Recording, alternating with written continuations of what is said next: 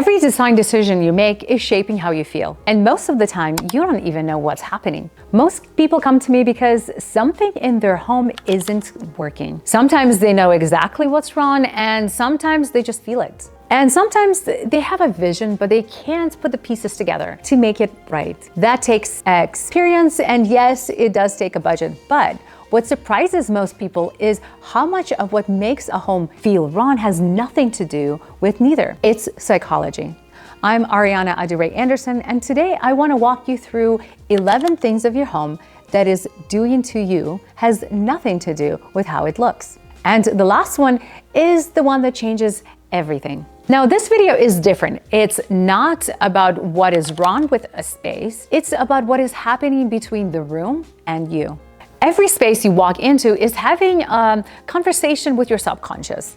And most of the time, you're responding to it before you even notice. You walk into a space and something shifts. You feel calm or maybe unsettled, or you can finally breathe. You don't have to analyze it, you just feel it. It's not random, it's design. And once you understand how it works, you can never unsee.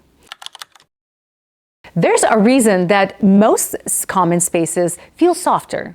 Your mind reads shapes. Sharp edges feel alert. Curved feel soft. It's subtle, but spaces that are filled with nothing but harsh line might look clean and modern, but something in you doesn't fully set. You don't have to change everything, but introduce some softness. Maybe a curved chair, an arched doorway, a round table shifts the entire feeling. Your body picks it up before your mind does.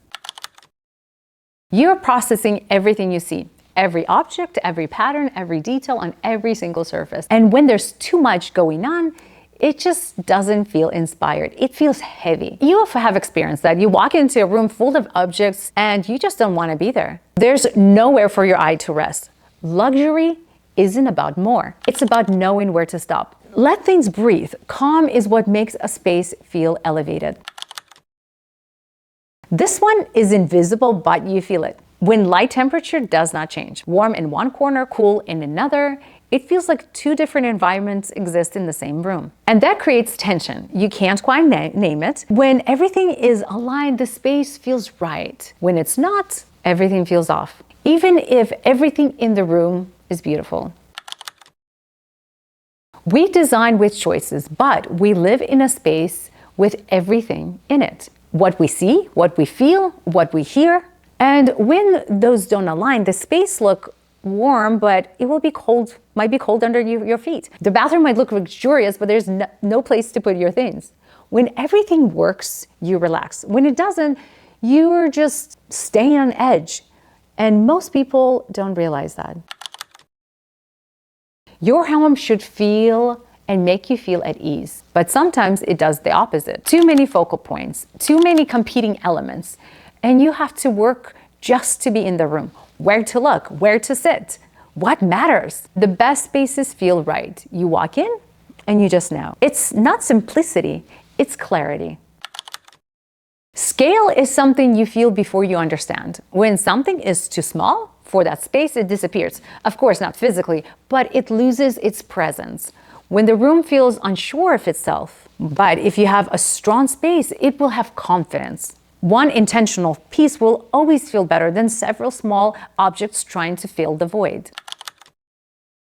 There's a difference between materials that last and materials that you will actually live with you. Natural materials change over time. They soften, they develop character, they start to tell a story. And there's something about it that we respond to deeply. It feels real. Your home should not feel frozen in time. It should feel like it's growing with you. Art creates atmosphere. It gives a room a mood when anyone that steps into it. Now, personal photographs are different. They're meaningful, but they're yours. And when you place them, changes how the room feels to everyone else. Shared spaces benefit from pieces that are created into a collection. Private spaces are where your personal story feels the most at home. It's not about removing everything. It's about placing things where they belong. When everything matches perfectly, the space feels strange, almost like it's waiting for permission for someone to live in. But when pieces come together from different times, different places, different stores, it feels real. layered and honest. That's what creates depth, not perfection, but contrast and history. Every visible detail tells a story, and something's interrupted. Cables, clutter, objects that serve no purpose except for distraction. It doesn't mean removing everything. It means being intentional with what is visible and what you see. It will shape how you feel. And the things that you don't see, it will give permission, room to breathe.